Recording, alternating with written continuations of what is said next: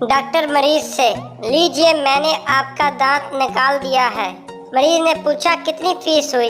Doctor ने कहा 50 रुपए। मरीज बोला मेरे पास तो 100 का नोट है। डॉक्टर ने कहा तो क्या हुआ, आइए मैं आपका एक और दांत निकाल देता हूँ।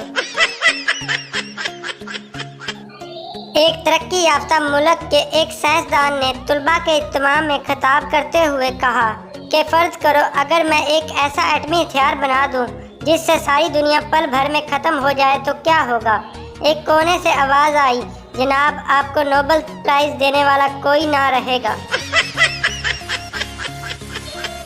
एक साहब मछली वाले की दुकान में दाखिल हुए और बोले मैं 5 अदद ताज़ा मछलियाँ खरीदूंगा, लेकिन तरीका ये होगा कि मैं ज़रा दूर खड़ा हो जाता हूँ, तुम एक एक मछली मेरी तरफ फेंकोगे और मैं इसे कैच करूँगा।